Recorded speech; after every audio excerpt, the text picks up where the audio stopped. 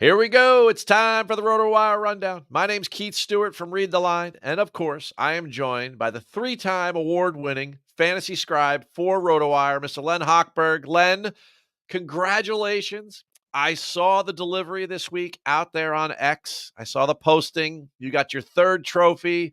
The man, the myth, the legend. He brings it every week here on the Rundown with me. He puts up with me is basically what that means. And therefore, I got to congratulate you on your third award. I'm so happy you post that stuff because, man, your hard work is earned. Thank you, Keith. Thank you. Yeah, it's a great honor, and the FSWA does a wonderful thing. And I always never lose sight that I thank RotoWire for the opportunity too. So it's a very good setup for me. Thank you. Well, I think we're both appreciative of RotoWire because without them, I wouldn't be here as well. And I know we're getting geared up for our fourth major championship of the season, but that's a week away at Royal Troon. We start the summer sojourn over in Scotland, right, with the Genesis Scottish Open. And you know what? I love this time of year, but it's funny how the juxtaposition of where we were like just on Sunday to coming into this week, right? It makes you think about all sorts of things. And, I'm catching a lot of heat on social media, I'm sensing, right? Not just me, but what I'm saying is that a lot of folks are giving the John Deere a hard time. And I'm curious to get your opinion on this. Obviously, Davis Thompson, we featured him last week on the Rundown. I hope you tailed him, but if you didn't, that's your own fault because Len and I were on him. But here's the deal, right? He finishes at 28 under. He wins by 4 strokes.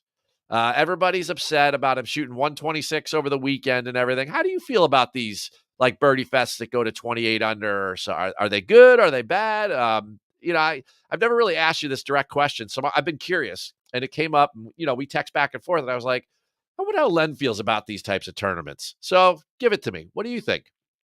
I used to get a lot more upset about a lot of things, and this is not one of them. I mean, yeah, people were giving the John Deere a hard time. That's been happening for years. The John Deere has always been the golf punchline. What is this? The John Deere Classic, crappy field, whatever. It's always been, what is this? The John Deere. So, but I'm a fan of the John Deere. Now, it's not optimum to get the 28 under. That's not my favorite, but I didn't hear anybody saying this when the Amex got to 29 under.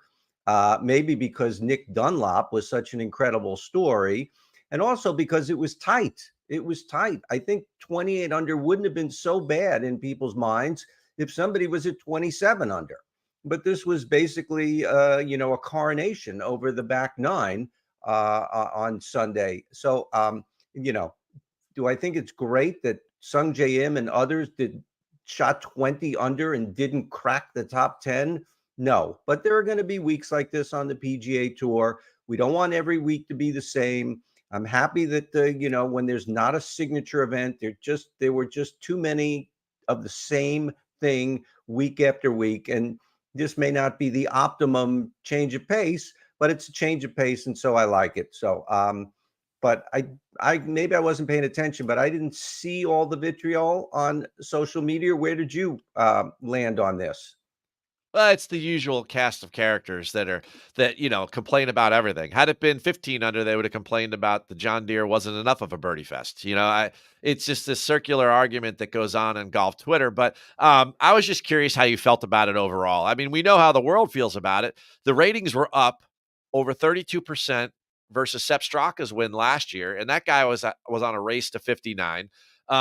It's been the largest ratings. I mean, you got to love these kids that came into play. Luke Clanton, the amateur, Michael Thorbjornsen, who just was an amateur, and now he's playing in his third PGA Tour event as a professional. It was the best ratings that the John Deere Classic has had since 2015. So, I mean, America's telling you whether they like it or not. So, from my perspective, I mean, is 28 under too much? I look at it this way, and people were critical of Valhalla. Did the best player win last week? Yeah, absolutely. Right? So if the best player wins and it doesn't come down to luck or ruling or weather or something like that, then in my mind, it's a good tournament. Do we need one of these 28 unders every single week? No, but once a month, if we go take it deep, with whether it's a signature field or a non-signature field, I think it adds variety, what makes golf great. A lot of times you end up watching football games and they all work out to look and feel and play out and entertain us in the same way. I think that a golf tournament can be entertaining in so many different ways. And I think that that's, in my mind, well, that's my opinion on it, and I appreciate yours as well. Now, speaking of opinions and vitriol over there on Twitter, right? We got to cover the news of the day. Now, you and I are a little early, but it's already been made official by the PGA of America, the news conference and the unpacking, quote unquote, hopefully at noon today, of Keegan Bradley becoming the next Ryder Cup captain at 38 years old for Team USA. In a sentence, right? What's your initial reaction? When you heard the news it was Keegan Bradley, what was your first reaction to that? I guess not even one sentence, one word. Wow. Really out of left field for me. I don't think he was on anybody's radar. It seems almost like an apology to Keegan. I mean, that's quite a thing to do, but and quite a rebuke of Zach Johnson too, of all things to, so it's just a lot of things percolating in my head about this, and it will be a fascinating year ahead. I think the Keegan thing, I think the PGA of America really wanted to draw a line in the sand. Now, I end up working for the PGA of America a couple times a year when there's a Ryder Cup year, and then just one time a year when just a PGA Championship. But I do all their lead betting coverage for, I did it for Valhalla. I've done it for Southern Hills last couple of years, Oak Hill, right? So I am a little bit behind the curtain, and it was obvious to me they wanted to draw a line in the sand that says we are no longer going to be accused of being a buddies trip, right? And this is like the ultimate like stance on all of this. We took the guy who, whether it's through Netflix or social media or the influence of everything else, was like America's hero for not going, and we made him the captain. And where you say, wow, when they finally pulled the trigger on this, I was like, thank goodness that we're actually doing something different. Now, I find it funny that everyone's being very critical of the pick before we even know what's going to happen. I mean, this guy played at St. John's. He knows New York. He knows Bethpage Black. He's obviously very into this. So I think it's a good start. And quite honestly, I don't think it's a job that a lot of people were running up to. Do you?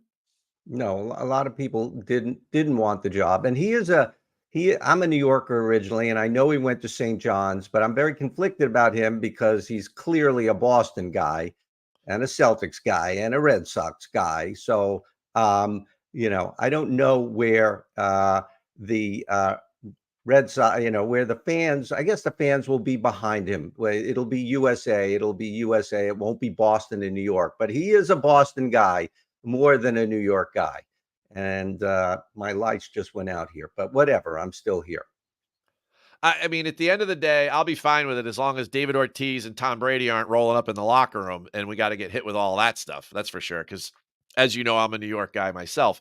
But I mean, quite frankly, let's roll the clock back a minute, right? This was Phil's team, right? Was it not? This was Phil Mickelson's team to captain. New York City, Bethpage Black, and then, Phil went on walkabout with Liv and completely off the reservation. And now we are picking Phil's counterpart, his most successful counterpart in the Ryder Cup. It's all very interesting to me how all of this is playing out in real life, in real time, right?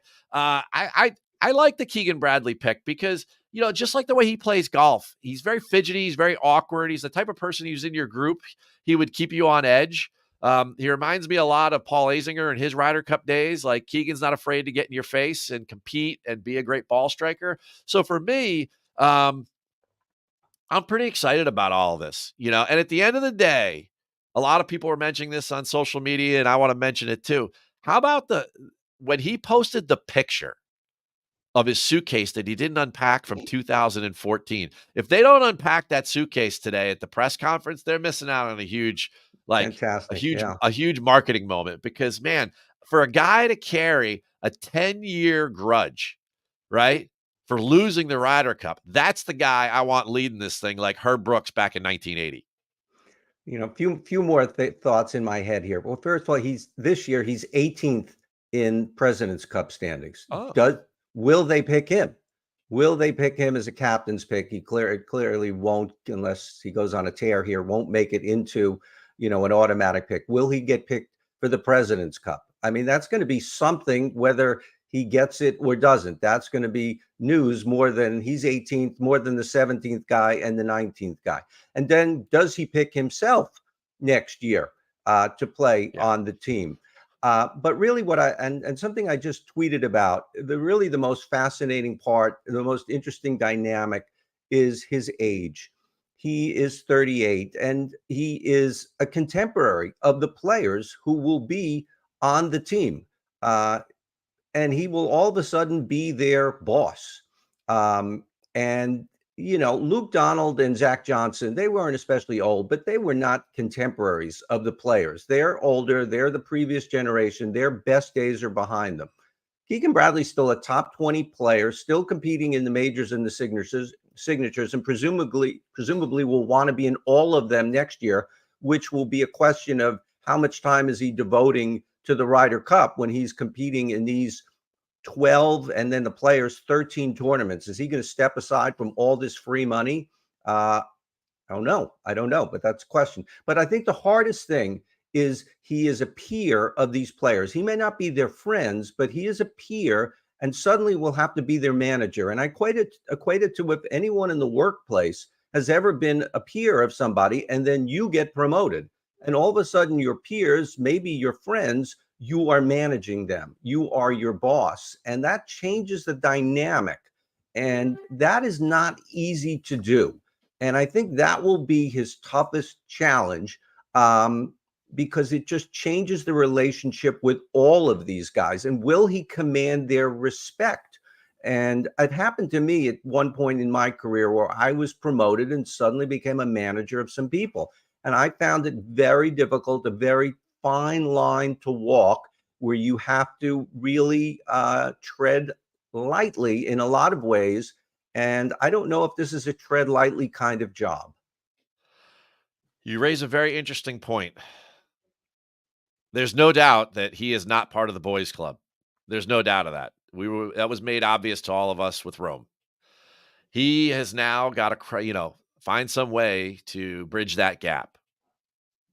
I also believe that this is not a ceremonial golfer anymore. This guy is ranked 19th in the official world golf rankings. He's still playing at a very, very high level. You and I talk about him in DFS and as a betting pick at least once a month, right? And it's certainly in DFS much more often because, you're only picking so many people to win.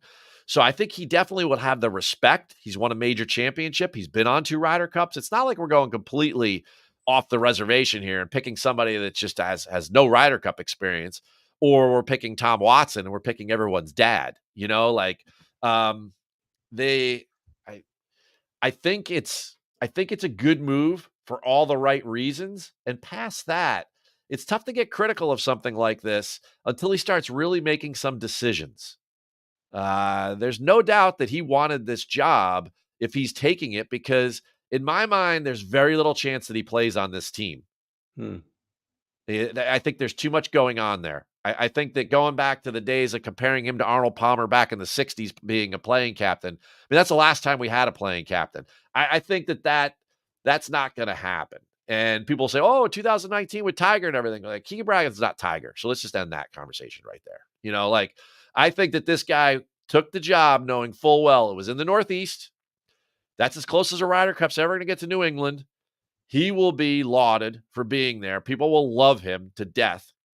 He knows how to play to that crowd, and he was willing to give up the suitcase for an opportunity to run the whole team and win as the captain. And it'll be interesting to see how it all plays out. But enough about that. Let's get over to Scotland, because I love golf this time of year. I think it's 57 and raining over there right now. So that's perfect in my mind. Everyone's got their sweaters and jackets and umbrellas out, and they're trying to figure out how to get around the Renaissance Club. 6th year in a row for the Scottish Open at this venue. 3rd year in a row that it's a co-sanctioned event between the DP World Tour and the PGA Tour. We've had some good winners here. Xander as a co-sanctioned winner. And then Rory last year, the infamous 2-iron from 202 that he hits, 2,000 yards under normal conditions. As you prepare this week and you look at the weather, what are you favoring as you're building your lineups for the Renaissance Club and the Genesis Scottish Open? Yeah, it's all about the weather, and we've seen it the last 2 years. Xander Schauffele won 2 years ago at 7 under. Rory McIlroy breaking the hearts of Robert McIntyre and all the Scotsmen and Scotswomen there last year. Incredible finish. I still remember that. He was at 15 under. And it's really what this is, what, golf in the UK is about. It's about the weather and whether the weather will be there. And that will determine who does well very often or who it fits. And 7 under 2 years ago, 15 under, much better conditions last year. The forecast looks like it's going to be chilly and rainy, but not terribly windy. I know that can always change in a heartbeat. So, my feeling is without the wind, then these guys can get closer to 15 under, if not beyond. In fact, I saw the over under, which is 16.5 on this at golfodds.com. So I think that's what they're thinking, and they're pretty smart, the people who make up those numbers. It's incredible how good they are. I don't think they got to 28 under last week, though, but whatever. So yeah, and that's what I'm looking at. The guys who can, get a little bit lower, not the tight, And the Renaissance Club, it's a links course, but it's not a links course. It's sort of linksy. We think of the Scottish Open as, wow, that's like hundreds of years old, the golf, but the course isn't that old. The tournament isn't that old. It's I don't know if it's linksy, not links. Yeah, I do find that interesting. The first time I learned that this was it was a couple of years ago, whatever, but that the Scottish Open, this is the 47th edition of it. I was like, what are we talking? Like, there's 150, Open championships, but I guess that always kind of supplanted the need for your own Scottish Open. But the weather looks like it's going to set up to favor certain things. And in my mind, the number one is ball speed or the driver. There's very little penalty at this place for missing the fairway. Yes, there's fescue grass and such, but these guys bomb it so far that they're hacking out with clubs that are so close to the green that in many ways, I just don't see it. I mean, look at the last two winners. Or look at the last three winners. You go back Rory, Xander, and then Minwoo Lee. If you can bomb it here, it's a distinct advantage. I think you're flying all the fairway bunkers. You're cutting off dog legs. You're reaching the par fives.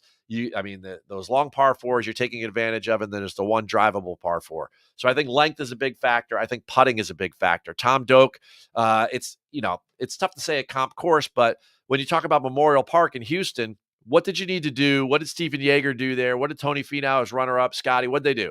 They bombed it off the tee, and they were great. They showed great putting that week, right? And that's what you're going to need to do here. I think there's going to be a lot of approach putting, which is the idea. There's going to be a lot of putting from off the green.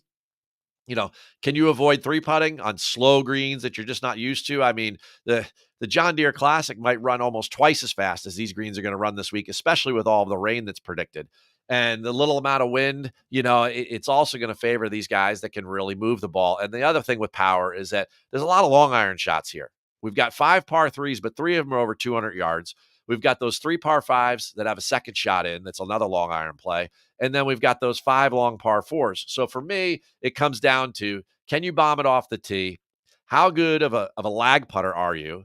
And then thirdly, how good is your long iron acumen? And then that for me is going to build out the names, which start at the top with 4 people above 10,000. And the biggest 2 names are the last 2 defending champions. Are you going Rory or Xander, or are you going in a different direction? Yeah, all eyes will be on Rory McIlroy. Scotty Scheffler is not here this week. A bunch of big name guys or top players. Patrick Cantlay not here. I don't think it matters this week that Scotty Scheffler, because Rory McIlroy would have been the focal point, the headline, no matter what this week. This is the first time since we've seen him being whisked away in a courtesy car at Pinehurst number 2. And we don't know what his mindset is. He's shown an incredible resiliency throughout his career to come back from heartbreak and soul-crushing moments and stuff. And this may be the biggest soul-crushing moment. But on the other hand, this is probably the softest landing he could have had. It worked out very well for him on the schedule. He will be adored this week, perhaps second only to Robert McIntyre in fandom among the gallery and stuff. And it's not a major, and he's coming back as a defending champion, so he knows he will have good feelings and good vibes. And so because he has been so resilient in his career and because this isn't a major, I do like him. He is in one of my picks. And Xander Schauffele is the other among the 10s. He has really been almost neck and neck. I mean, not quite, because he hasn't winning as much as Scheffler, but really Scotty Scheffler light this year. He's been the clear number 2. He's there all the time. He broke through. He won his major. He won this tournament. Granted, I think the conditions will be easier than when he won, but I think he is almost an automatic consideration every week. Dropping down to the 9s, it's a tale of two Toms in my mind. There's Fleetwood and Kim. Do either one of those interest you, or is it someone else in the 9K range? I do like them both. They are my 2 picks in the 9s. We have not discussed this. Fleetwood will be a crowd favorite as well, not quite on par with McIntyre and McIlroy. But what I like about Fleetwood and Kim, beside being good players who are playing well now, they both played well here the past 2 years, which of course, but the fact is they played well when the weather was there, and they played well when the weather wasn't there. So even if we think we know what the weather is going to be, we never know what it's going to be until it is. And so I like these guys because they've handled both ends of the spectrum and can show that they can play no matter what. They clearly like the course. And they both, finished top 10 the last 2 years, something like that. Yes. Yeah. All right. So we break down the 8Ks last week. The man that everyone had to talk about. We talked about him, right? Jordan Spieth. Did you see enough from Spieth heading over to the Scottish Open in order to make him one of your 8K guys, or are you featuring someone else in that range? Yeah, no, I can't imagine what's going through his head, because he's just not competing in any field. He sort of trickled up the leaderboard a little bit there on the weekend. But what did he finish? He finished 26th, 23rd, something. I don't know if he got a top 25 in the John Deere that everybody makes fun of. So no, not Jordan Spieth, Jordan Smith, but that's later. When I was researching the 8s and I looked at Brian Harman, I go, wow, he finished 12th here last year. Maybe we shouldn't have been quite as surprised the following week when he, won the Open Championship. So, and the conditions were easier. So I do like him. I think the course will play more like last year than the year before. So I do like him in the 8s, and a lukewarm Wyndham Clark, because he's way down at 8,100. He's finished top 25 here the last 2 years. He's not at the top of his game right now, but at 8,100, you don't need a top 5 from him, although you could get it if he catches fire. So I do like him because of the price. I'm very interested in a Wyndham Clark for next week, because he reminds me a lot of a Henrik Stenson in 2016. A guy can just mash it off the tee and is very good at scoring. But this week, I didn't know he finished there top 25 twice. And Harman's just an unbelievable lag putter. I mean, you cannot undervalue how much that helps your score over the course of 72 holes when you're using putter, way more than you're used to using on a weekly basis over here in the United States. So you've mentioned this name a couple times already, Robert McIntyre. We have last week's winner, Davis Thompson. These guys are headlining the 7Ks. Who do you have in the 7Ks? Yeah, I do like McIntyre. I have 4 guys I put in my article in the 7s. I add more down lower as they, more 7s and 6s to consider. McIntyre, I'm sure he will have very good feelings, very good vibes, and feel the support as soon as he walks on the property this week. He's probably already there. And I think, and the benefit to him this year is he comes in playing much better than he was last year. He really was not playing well. He was trying desperately to hang on to the Ryder Cup spot. And so we know he won recently. So I think he's in a lot better position coming in this week. Thomas Dietrich, Ryan Fox. Ryan Fox is really interesting. He's really struggled on the PGA Tour as a member this year, but he's played much better when he's been in Europe. Maybe it's just a comfort factor whatever it is, a familiarity factor. He was 17th last week at the BMW International. As soon as he gets back to Europe, he seems to be playing better. He's in the low sevens. But one name I want to point out, Max Homa is in the 7,000s. He's at Ooh. 7,700. And Max Homa is not playing well, which is why he is 7,700. But he's played well here the past 2 years. And, he was playing much better overall the last 2 years. But I think because he's 7,700, if you're looking to take a shot and maybe take a risk and gamble, not in the betting market, but in the DFS and maybe in a GPP, but not in a cash game, he's only 7,700. He's not going to be bad forever. The price is right to take a shot in one of your lineups, some of your lineups, not heavy, interest in him, but a little throw a few shekels, as they say. So Max Homa's value is dropping.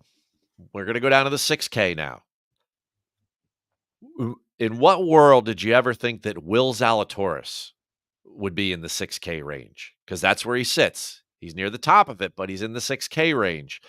Does he have, like Max, enough of a possible ceiling with which that he's a value-added option down there? Or is he still like untouchable goods? Because there's a reason why he's down in the sixes. So if not Will Zalatoris and somebody like that who's a super or has been a superstar in recent years, who do you like in the 6K range?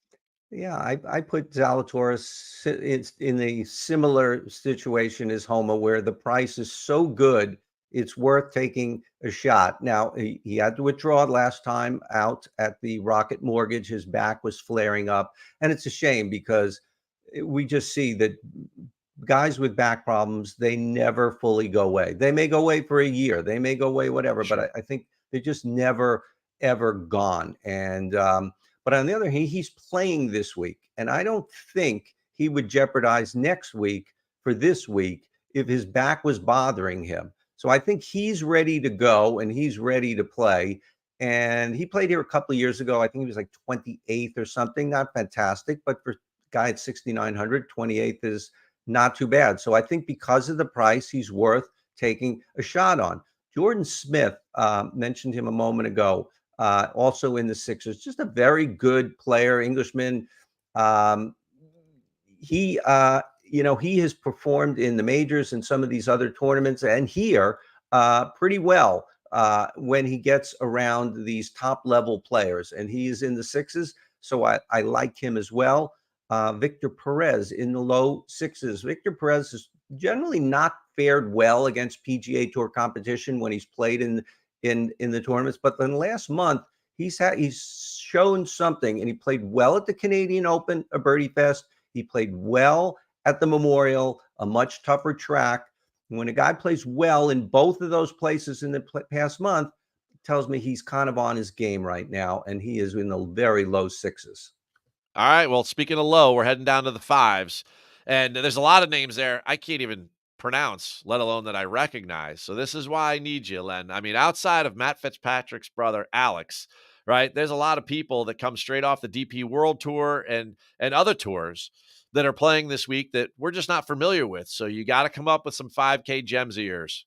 What do you got? Yeah, a couple of guys. I hope I pronounced their names correctly. Yannick Paul, the Frenchman, very balanced golfer. You look at his stats, he's just pretty good across the board. There's no huge weakness anywhere. I mean, when down here, this is this kind of stuff I look at, and look Yep. for, just to try and get to the weekend in DFS and maybe hope for the best from there. Because once you can get into the top, 65 ties, 70 in ties this week, then you're feeling so much better about the pick. And Marcel Siem, the German, won the Italian Open a couple of weeks ago. He missed the cut last week in native Germany at the BMW International, but that was coming off a win. And he made the cut here last year. And Yannick Paul was 25th here last year. So they both made the cut last year and both come in with a little bit of momentum in wherever they have been playing. Well, if you want to talk about momentum, I'm going to shift gears over to the betting side. And we got to talk about the kid because he leads the board for me. And with all due respect to Xander and Rory, let's be honest. If Rory's clicking this week, he can win this thing by 10. There's no doubt about it. And on, he's won a couple times. He was obviously there at Pinehurst in the last moments, and he could have won there. But his driver on this golf course is an elite weapon. And there's probably one or two guys in the world that can't keep up with Rory, but they're at least in the same zip code. And one of those is Ludwig Aubert. And, him at a driver putter fest is no doubt somebody that you have to pay attention to. And at plus 1,600, he's fourth at approach in the field. He's fifth off the tee.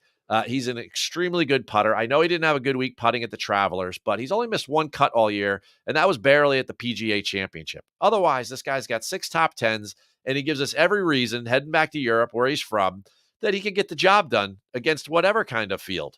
And I think that with the lead-in coming to I just think that he is destined this year for a big win. And I'm not sure if that's a major championship, but a playoff or a signature or a co-sanctioned event like this, I just think he has the perfect skill set for there. And then the second name, much like Davis Thompson last week, pay attention, everybody. I am going to go with Aaron Rai. Monday odds drop yesterday, right? He was plus 5,500. He's already dropped to plus 4,500, and it's sinking even more, right? Everybody's getting on him, and there's a number of reasons why. Over his last 5 starts, Len, he's gaining over 8 strokes on the field. And a big part, and I didn't say tee to green, which was always his, that was his talent base. But since he went to putting guru John Graham, PGA professional, who's been out there on tour for whatever, he was coaching JT when he won the Players, right? This guy has helped him as a putter. As a result, he comes second at Rocket. He is then another top 10 there at John Deere. He gained 9 strokes on the greens at the John Deere. And there's no doubt that he's playing well. I know you would agree with me there. And just like with Davis Thompson, these guys build towards wins when they're not like a Scotty Scheffler and they can just flip a switch and then turn on a world-class game. Aaron Rai has won on this property before. He won the 2020 Scottish Open at the Renaissance Club. And above all else, and this might just be the secret weapon, everybody's going to have to play in the rain this week. And there's only one guy I know who plays with 2 gloves all the time. That might be just the edge that he needs. And he keeps his irons dry too, right? And is he the guy that has the head covers on all his irons? He absolutely does. And I love to root for Aaron Rai. 2 years ago, I was out in your world, and Tiger had just come back for the 2023 Genesis. And he was playing in the Wednesday Pro-Am. And we make the turn, and I'm walking with his group, and it was freezing that morning. And, the only guys that are there on the golf course are the guys that are playing the Pro-Am. And we're making the turn. And next thing I look over, and this guy's walking with our group. I thought, well, maybe he just wants to scout the course a little bit. And this is just where he kind of walked out, just happens Tigers in the group, whatever. But the guy walking with us was Aaron Rai. So after about 4 holes, I worked my way over to him and I said, hey, are you just scouting the course? Have you not played this before? He goes, I've never seen Tiger play live. Wow. Right. This was a guy who had already won on the DP World Tour multiple times, right? That had earned his card in order to play in the Genesis Invitational. And he still was a fan of the game. Aaron Rai, you get my vote for any time that you're close and make sense on the betting board. I love to root for this guy. He's had a great couple of weeks. I think he's going to have a tremendous 3rd week, and it's not going to be a surprise to me when he takes home the title of the Scottish Open, that's for sure. But a lot of this is leading up to Troon. I know you're working on your rankings. How deep are you into them already for next week for the Open Championship? Pretty deep. They're not final, but they'll be pretty final by the end of the week. And so I have the hardest thing for me is just tracking down all 150 some odd players. I'm always ranking them. I go, well, I have one fewer than is in the tournament. Who am I missing? And that seems simple. It really does seem simple. That why, but it never does seem to be simple. But I'm pretty far along, and the challenge is getting these the European players, the players who we don't see very often, but they're on their home territory, and this is not the comfort level for American golfers very often at on link style courses, and we just can't go fully Americanized and PGA Tourized this week. That there will be some other guys there. Absolutely. Well, you know what? We'll be ready next week. I know your rankings will be. Mine will be ready on Golf Digest, and we can't wait to break it down on the rundown. Thanks for spending some time with us on a Tuesday, everybody, for the Genesis Scottish Open. I hope you enjoyed our rants, our reviews, and our rankings, and we'll see you in a week. Len, all my best.